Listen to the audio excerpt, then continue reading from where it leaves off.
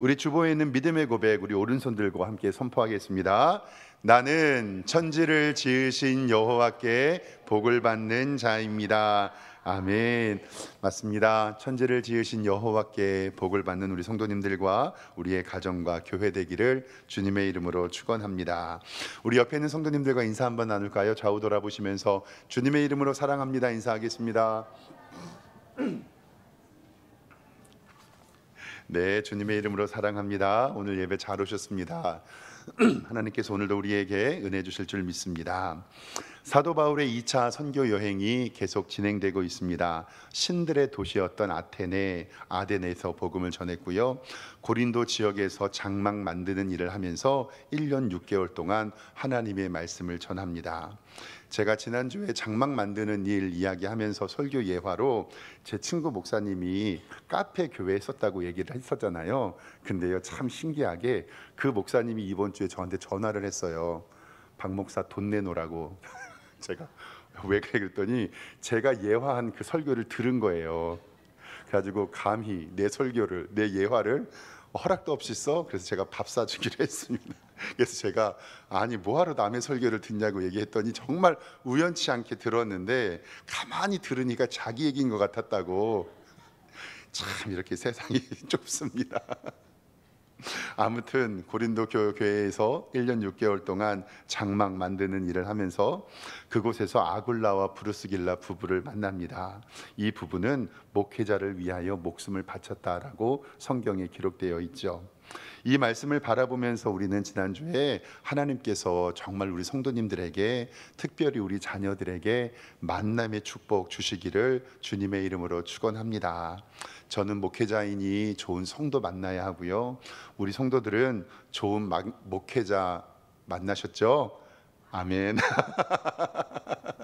이렇게 해서 우리의 기도의 제목이 응답되고 하나님의 교회 안에서, 근데 더욱더 기도할 것은 우리의 자녀들이 좋은 배우자와 좋은 스승과 좋은 친구 그리고 좋은 동역자 만날 수 있도록 꼭 기도해 주시기를 바랍니다. 두 번째로는 고린도에서 복음 전할 때 사도 바울의 모습을요, 실라와 디모데가 어떻게 표현하고 있었냐면 사도 바울이 말씀에 사로잡혀 있다라고 이야기하면서 그 말씀에 사로잡혀 있는 것은 성령님께 사로잡혀 있다라는 뜻이라는 것도 배웠습니다. 그리고 하나님께서 복음 전파하는 사도 바울에게 두려워하지 말라, 침묵하지 말라, 내가 너와 함께하리라라는 말씀을 통해서 하나님의 복음 증거했습니다. 오늘 말씀은 이제 사도 바울의 2차 선교 여행이 에베소를 끝으로 맞춰지게 되는 것을 보게 됩니다. 에베소 사역을 마무리하고 안디옥으로 내려가는 장면들 가운데 몇 가지 하나님의 은혜 함께 나누기를 원합니다.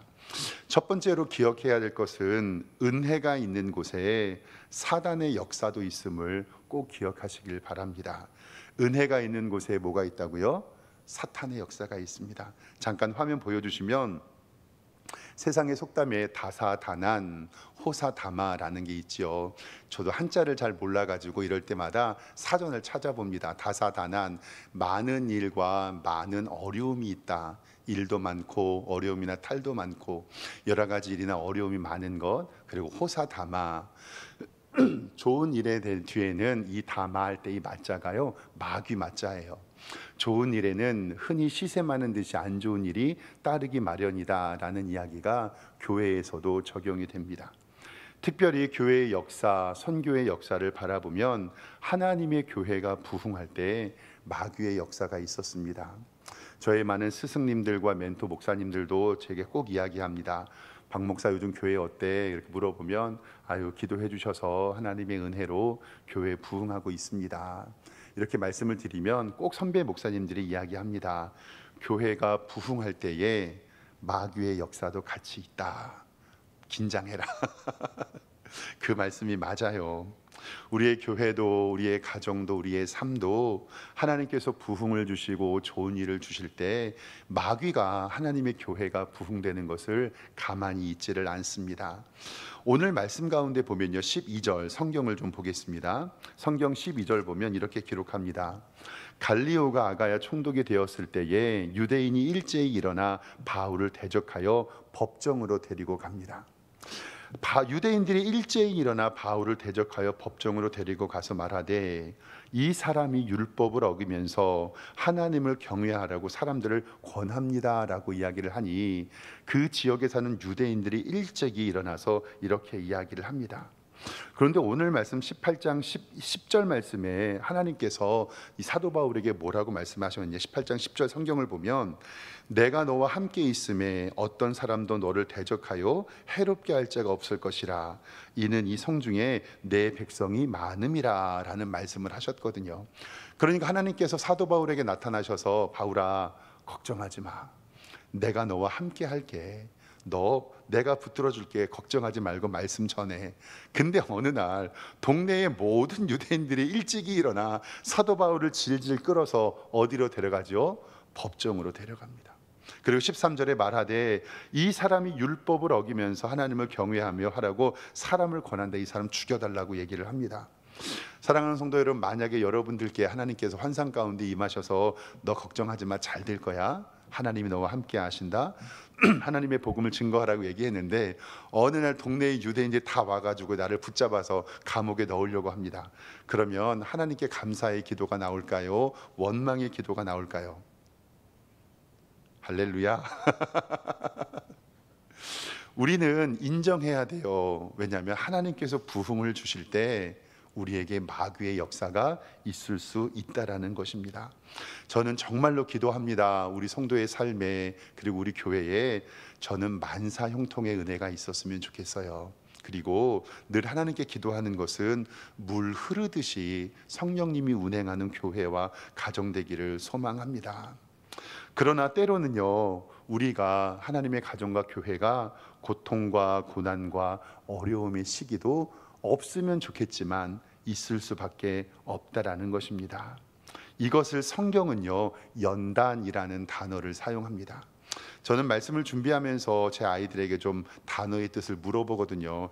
야, 너희들 연단이라는 뜻이 뭔 줄 아니? 우리 요즘 아이들이 연단이라는 단어 알까요, 모를까요? 모릅니다.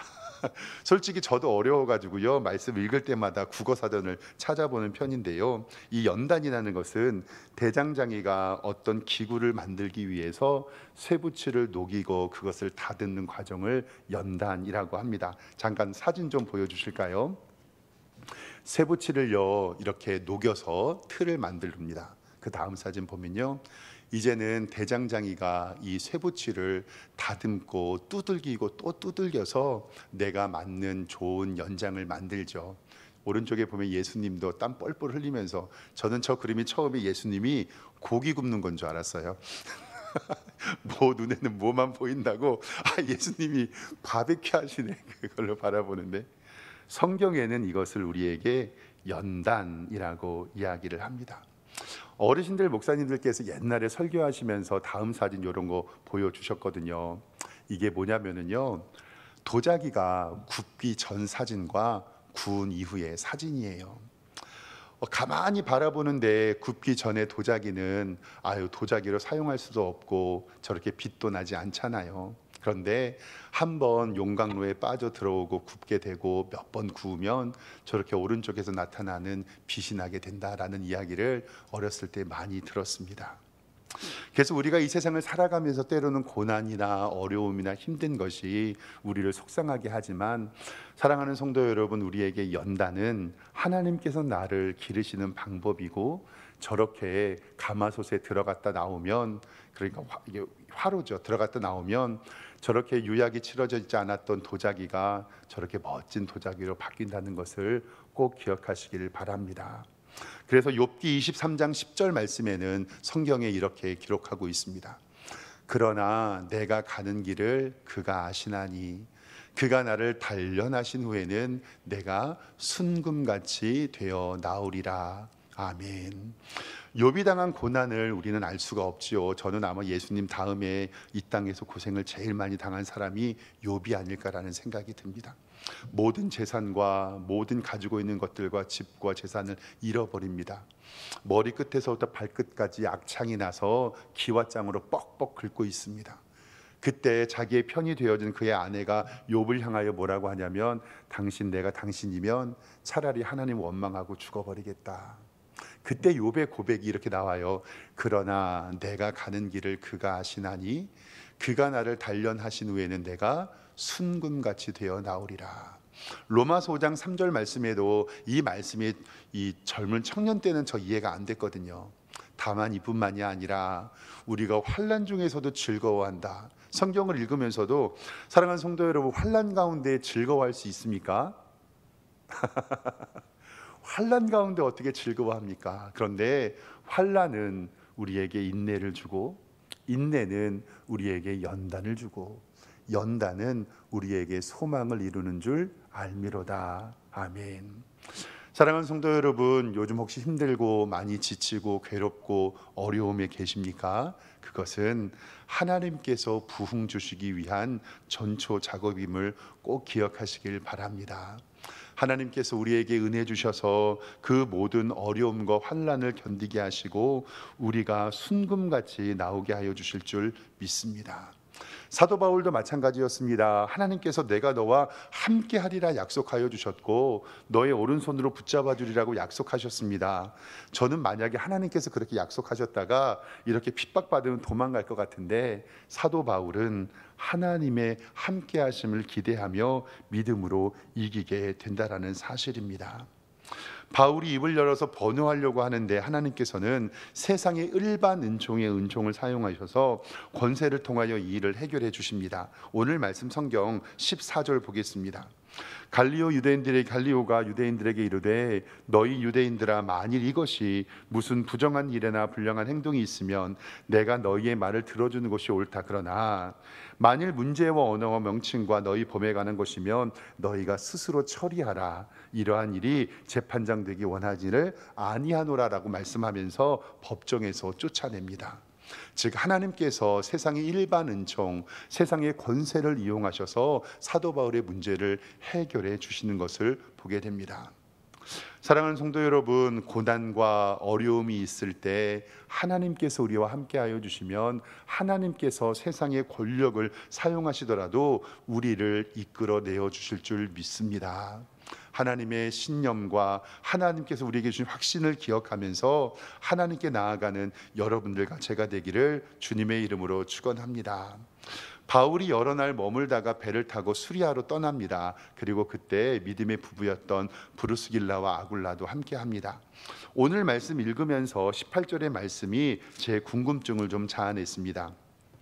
18절의 말씀은요, 바울은 더 여러 날 머물다가 형제들과 작별하고 배 타고 수리아로 떠나갑니다. 브루스길라와 아굴라도 함께 하였는데 바울이 일찍이 서원이 있으므로 겐그리아에서 머리를 깎았더라라는 말씀이 있습니다.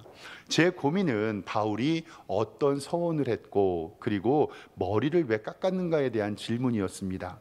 그래서 말씀을 준비하면서 여러 가지 책과 주석을 좀 살펴보았는데 성경 어디에도 사도 바울이 머리를 깎은 대한 내용은 나와 있지 않았습니다. 그래서 가만히 좀 성경을 연구해 보았는데 성경은 일반적으로 서원이라고 이야기할 때는 민수기 6장에 나오는 나시린의 서원을 이야기합니다. 그 나시린의 서원은 머리를 평생 깎지 말며 삭도를 대지 말고 독주를 멀리하고 시체를 만들지 아니하면서 하나님의 사람으로 구별된 사람을 민수기 6장 1절에서 21절에 나시린의 서원이라고 이야기합니다. 여러분이 잘 아는 사무엘이 나시린이었고요, 삼손도 나시린이었습니다. 그런데 왜 사도 바울이 나시린의 서원을 했을까? 많은 신학자들이 연구해 본 결과 어떤 것이냐면 일반적으로 2차 선교 여행을 마치면서 사도 바울이 하나님 앞에 기도하는 기도의 주관을 가졌을 것이라고 추측을 합니다. 저도 새해 첫 주가 되면 교회의 배려로 기도 주간을 가고 좀 기도원 다녀오고 있거든요. 아마도 사도 바울이 어느 정도의 기도의 기간으로 기도하면서 머리를 깎지 아니하고 서원을 했던 것을 이제 하나님의 복음 증거를 위하여 머리를 깎고 하나님께 나아가는 것을 이야기하는 것으로 추측이 됩니다. 자세히는 알지 못합니다. 그럴 때 우리는 이거 궁금한 것 성경에 나와 있지 않으니까 걱정하지 마시고 어디 가서 물어보면 되죠? 나중에 천국 가서 물어보면 됩니다. 천국 가서 사도 바울 목사님 만났을 때 그때 왜 서원했고 머리를 깎았는지 그때 가서 물어보면 됩니다. 두 번째로 우리가 하나님의 말씀 가운데 은혜 나눌 것은 우리는 일상에서 하나님의 뜻을 찾아야 된다라는 사실입니다. 일상에서 하나님의 뜻을 찾는 것. 에베소에서 유대인들은요, 사도 바울이 그곳에서 더 머물기를 기대했습니다. 오늘 20절 말씀 성경 보겠습니다. 20절 말씀에 보면 여러 사람이 더 오래 있기를 청하되 허락하지 아니했습니다. 작별하여 이르되 만일 하나님의 뜻이면 너희에게 돌아오리라 하고 배를 타고 에베소를 떠납니다. 이 에베소가 사도 바울이 에베소서 편지를 쓴 그 에베소입니다. 말씀을 가만히 보면요, 성도 여러분, 내가 어느 지역을 방문했는데 그 지역 사람들이 제 설교의 은혜를 받고 제 설교를 좋아합니다. 그리고 목사님, 여기에 더 머무시면서 우리에게 말씀을 좀 증거해 주세요라고 얘기를 하고 요청을 합니다. 그러면 제 생각에는 그곳에 있을 것 같습니까? 아니면 딴 데로 갈 것 같습니까? 있을 것 같죠. 그런데 오늘 성경에서는 그것이 바로 하나님의 뜻이 아니었다는 것을 이야기합니다. 나를 환대하고 환영하며 말씀 듣기를 원하는 사람들 곁에 머물고 싶은 것이 사람의 마음입니다. 그러나 사도 바울에게는 아직 하나님의 사명이 있었습니다. 나를 환대하고 더 오래 있기를 원하는 그 사람들에게는 이제 하나님의 복음이 증거되어 있으니 사도 바울이 필요할까요? 안 필요할까요? 안 필요한 거예요. 그러니까 사도 바울은 내가 여기 있는 것보다 다른 곳에 가서 하나님의 복음을 증거하는 것이 옳다라고 생각하고 다시금 선교 여행을 떠납니다. 오늘 말씀 가운데서 우리가 중요한 한 가지가 있는데요, 우리는 일상에서 하나님이 기뻐하시는 뜻을 찾아야 된다는 사실입니다. 지금은 성경 66권 정경이 완성이 되었습니다.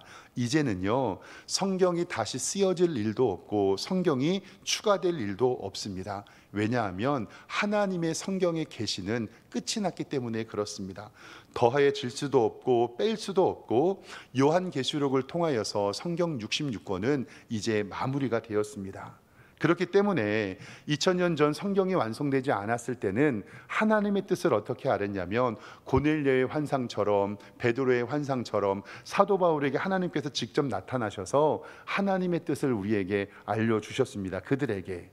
그런데 지금은 성경 66권이 완성되었기 때문에 하나님께서 특별한 경험이 아니고서는 우리는 하나님의 뜻을 어디로부터 알 수 있죠? 성경을 통해서 알 수 있습니다. 때로는 가끔씩 하나님께서 꿈과 환상과 기도를 통해서 우리에게 알려주실 때도 있습니다. 여러분들도 개인의 경험이 있으실 겁니다. 근데 여기서 중요한 것은 뭐냐면 그 모든 영적인 책임은, 영적인 경험은 무엇을 통해서 해석이 돼야 되죠? 성경 말씀을 통해서 해석이 돼야 됩니다. 그래서 우리는 일상 가운데 하나님의 음성을 듣는다는 것은 어떤 것이냐면 하나님의 말씀을 통해서 우리는 하나님의 뜻을 알게 된다라는 사실입니다. 가끔씩 새 가족들이 제게 이런 질문해요. 목사님은 목사님이니까 하나님의 음성을 들으시나요? 가만히 있습니다. 목사님, 혹시 그러면 이번 주에 어떤 설교를 할지, 어떤 신방 가면 어떤 말씀을 할지 하나님께서 음성을 들려주시나요? 그럼 제가 씩 웃으면서 네, 음성 들려주십니다.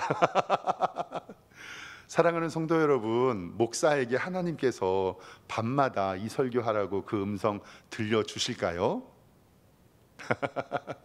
하나님께서는 설교를 통해서, 말씀을 통해서 목회자에게 알려주십니다. 목사에게 있어서 매주 어떤 본문으로 설교할지, 어떤 예화를 들을지, 어떤 도입을 할지는 늘 고민이거든요. 그럴 때마다 저는 개인적으로 설교를 아직 볼펜으로, 손으로 쓰거든요. 그때마다 설교를 썼다가 지웠다가 뜯었다가 또 썼다가 그리고 저는 설교를 전체 설교를 100%를 써요. 그래서 손을 쓰면 팔도 아프고 그런데 그때마다 하나님께서 제 귀에 음성으로 들려주시는 게 아니에요. 뭐냐면 기도하는 가운데, 말씀 보는 가운데 하나님께서 우리 성도들에게 들려줘야 할 말씀을 저는 주시는 줄 믿습니다.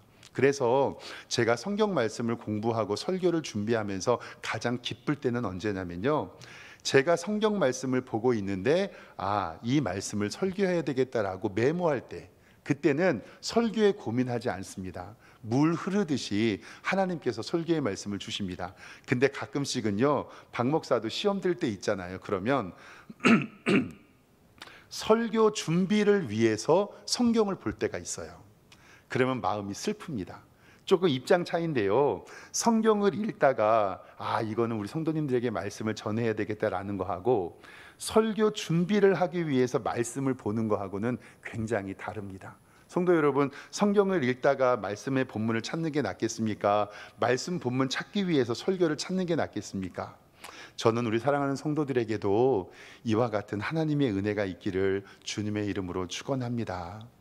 매일 새벽 예배를 통해서 큐티 말씀을 통해서 말씀을 보고 그 말씀이 내 삶에 적용이 되며 예수님이라면 어떻게 하셨을까 말씀 가운데서 해답을 찾는 여러분들과 제가 되기를 주님의 이름으로 축원합니다. 근데 신기하게요, 말씀을 읽다 보면 그것이 하나님의 음성처럼 들리고 그것이 하나님의 환상처럼 느껴질 때가 있다는 것을 기억하실 겁니다. 그래서 시편 119편 103절 말씀부터는 우리에게 이렇게 얘기합니다. 주의 말씀의 맛이 내게 어찌 그리 단지요 내 입에 꿀보다 더 다니이다. 주의 법도들로 말미암아 내가 명철하게 되었으므로 모든 거짓 행위를 미워합니다. 그리고 주의 말씀은 내 발의 등이요 내 길의 빛이니이다. 아멘. 우리 교회 주보를 보면 매일 새벽마다 하나님의 말씀 묵상하는 큐티 본문이 있거든요. 매일마다 묵상하시며 하나님의 은혜를 간구하는 여러분들 되시기를 주님의 이름으로 축원합니다. 마지막 세 번째로는요, 믿음의 사람은 하나님의 교회를 중심으로 살아야 한다라고 성경은 이야기합니다. 이제 배를 타고 2차 선교 여행을 마치고 에베소로 떠납니다. 자신을 파송한 안디옥 교회로 돌아가려고 하는데요, 여기에서 사도 바울의 여정에 독특함이 있다고 성경은 말합니다. 오늘 22절 성경을 좀 보겠습니다. 22절에 보면요, 가이사라에 상륙하여 올라가 교회의 안부를 물은 후에 안디옥으로 내려갔다라고 얘기하잖아요. 우리가 일반적으로 지방은 내려간다 그러고 서울은 어떻게 그래요? 올라간다 그러잖아요. 그게 좀 지방 차별의 말처럼 느껴지는데, 그래서 신기하게 서울에 올라가는 것을 상경이라고 하고 지방에 내려가는 것을 하경이라고 얘기를 하는 사람들도 있습니다. 그런데 여기에서 가이사라에 상륙하여 올라갔다라고 하는 것은 어디를 가는 거냐면요, 예루살렘 교회를 올라가는 것을 얘기해요. 그러니까 사도 바울이 2차 선교 여행을 마치고 나서 어디로 올라갔냐면 예루살렘 교회에 가서 안부를 물어봅니다. 즉 뭐냐면 선교의 마무리 보고를 하게 되는 거예요. 그리고 나서 자신을 파송한 주파송 교회인 안디옥 교회로 내려가는 것을 봅니다. 사도 바울은 2차 선교 여행을 마치고 예루살렘으로 올라가서 교회의 안부를 묻고 사도 바울의 예루살렘 교회를 찾아가 선교 보고를 하고 자신의 2차 선교 여행을 마무리 짓는 것을 보게 됩니다. 이것이 바로 하나님의 교회의 질서라는 것입니다. 제가 전에 섬겼던 교회에서요, 제가 맡은 부분 중에 하나가 선교 담당 목사를 한 적이 있거든요. 그 교회는 주파송 교회 선교사가 8명 정도 되었고요, 협력 선교사는 한 230명 정도 되었어요. 그래서 선교지와 기관들이 참 많았는데 주파송 선교사들에 관하여서 하나님 앞에 교회에 약속이 있었는데 뭐냐면, 주파송이라고 이야기하는 것은 교회가 전적으로 그 선교사의 모든 것을 책임져 준다는 것을 주파송이라고 얘기를 해요. 그러니까 모든 사례를 교회가 책임져 주지요. 근데 제가 선교 담당 목사였는데 어느 날 그 주파송 선교사님 한 명이 사모님의 건강 문제로 한국을 방문했어요. 근데 교회에 보고하지 않고 한국에 온 거예요. 근데 저는 그때 잘 몰라서 일반적으로 해외에 있던 주파송 선교사님이 한국에 방문을 했다가 갔는데 그게 이 세상에는 비밀이 있을까요, 없을까요? 없지요. 어느 날 교회에 알려진 거예요. 근데 저는 그때 담임 목사님께서 좀 화를 심하게 냈던 것을 봤어요. 왜 그러냐면 주파송 선교사가 하나님의 교회에 보고하지 않고 왔다는 거죠. 저는 그때 조금 이해가 되지 않았어요. 에이, 사모님이 아프셔서 병원 가려고 한국에 온 건데 보고 좀 안 하면 어때? 사랑하는 성도 여러분, 오늘 말씀에 기인하여 봤을 때 주파송 선교사가 선교지를 떠나 본국에 돌아올 때 본 교회에 보고해야 됩니까? 안 해야 됩니까? 해야 됩니다. 왜냐하면 오늘 22절 말씀에 가이사라에 상륙하여 올라가 교회의 안부를 물은 후에 이것은 예루살렘 교회에 올라가서 모든 선교를 보고하고 자신의 지교회인 안디옥 교회로 내려갔다라는 사실입니다. 즉 선교사는 하나님 앞에 모든 사역을 마무리할 때 총회에 보고할 의무가 있습니다. 사도 바울이 힘들고 피곤하여 안디옥으로 바로 갈 수도 있었습니다. 그러나 자신들을 주되게 파송한 총회가 있는 예루살렘으로 가서 안부를 묻고 보고를 하고 그리고 다시 안디옥으로 내려가는 과정 가운데 하나님의 교회의 질서가 생기는 것입니다. 그때 당시에는요, 사도 바울은 예루살렘 공의회보다 더 뛰어난 인물로 판단되었을 때입니다. 왜냐하면 사도 바울이 가지고 있는 그 역사적인 진실성과 그의 사도의 위대함은 컸거든요. 아무리 사도 바울이 선교를 잘하고 교회를 잘 세우고 초대교회의 거장이었을지라도 이러한 사람이 겸손하여 예루살렘 교회에 보고하는 것, 예루살렘 교회의 안부를 묻는 것은 교회론이 어떻게 세워져야 하는지 시사하는 바가 큽니다. 개인의 능력과 업적을 알리기보다 하나님의 교회를 존중하고 겸손하게 하나님의 교회를 바라보는 것이 바로 성도의 할 일입니다. 먼저 너희는 그의 나라와 그의 의를 구하라. 그리하면 이 모든 것을 너희에게 더하시리라 라고 했던 하나님의 말씀이 우리 가운데 이루어지기를 소망합니다. 사랑하는 성도 여러분, 이제 주일날 교회에 못 나오실 때 담임 목사한테 연락하고 가셔야 됩니까? 안 하고 가셔야 됩니까? 이제 하고 가셔야 됩니다. 저는 주일 오후 예배 마치면은요, 제가 가지고 있는 교회 출석부가 있습니다. 그래서 안 오시는 분들에게 연락을 하거든요. 그러면 몇몇 성도님들은 이제 제가 전화하는 걸 아니까 교회에 못 나오시면 저한테 미리 연락을 주십니다. 이게 하나님의 교회의 질서입니다. 저는 가만히 생각하면서 정말로 우리 교회가 영적으로 성장하며 하나님의 은혜 가운데 있기를 주님의 이름으로 축원합니다. 아이 목사님 잠깐 지방 내려오는 것도 목사님에게 보고하고 다녀야 돼요? 예, 보고하고 다녀야 됩니다. 왜냐면요, 기도하려고 그래요. 오가는 길 하나님께서 안전하게 지켜주시고 그 가정 가운데 함께하여 주시고, 그리고 우리 성도님들이 눈에 안 보이면요, 설교하다가도 이제 이건 목사의 직업병인데 우리 성도님들이 가끔씩 그래요. 아이 목사님 제 안 나온 거 어떻게 딱 아세요? 근데요 여기 서면 다 보입니다. 그리고 우리 성도님들이 앉는 자리는요 거의 비슷비슷합니다. 그렇기 때문에 하루 안 오시면요 딱 빨간불. 그리고 아마 제 생각에 여기 자리가 300~400년 꽉 차도 안 오시는 성도는 딱 티가 날 거라고 생각이 듭니다. 믿음의 사람은 교회 중심으로 살아야 하고 하나님의 교회의 질서에 순종하며 아멘으로 화답하시기를 주님의 이름으로 축원합니다. 하나님의 교회가 든든히 섭니다. 오늘 말씀 가운데 은혜가 있는 곳에 사탄의 역사가 있을 수 있습니다. 늘 긴장하면서 부흥하려고 하고 회복되려고 할 때 마음에 찔림이 있다면 딱 거절하시고 하나님께서 은혜 주심을 위하여 기도하시길 바랍니다. 일상생활에서 하나님의 뜻을 찾고 말씀으로 하루를 시작하시길 소망하며, 하나님의 사람은 교회 중심으로 살아가며 주의 은혜를 구하시는 여러분들과 제가 되기를 주님의 이름으로 축원합니다. 기도하겠습니다. 하나님 아버지, 은혜와 사랑에 감사합니다. 사도 바울이 2차 선교 여행을 마무리 지으면서 에베소의 사역을 마무리합니다. 그가 하나님의 복음을 증거하며 은혜가 있는 곳에 사탄의 역사가 있었던 것 기억합니다. 우리의 가정과 우리의 교회에 부흥을 주실 때에 조심하고 긴장하며 기도하게 하여 주시고, 일상에서 하나님의 뜻을 찾을 수 있는 우리 모두가 되게 하여 주시옵소서. 그리고 믿음의 사람은 하나님의 교회 중심으로 살아감을 알며 하나님의 교회를 위하여 그의 나라와 그의 영광을 구하는 우리 성도들로 인도하여 주시옵소서. 예수 그리스도의 이름으로 기도드리옵나이다. 아멘.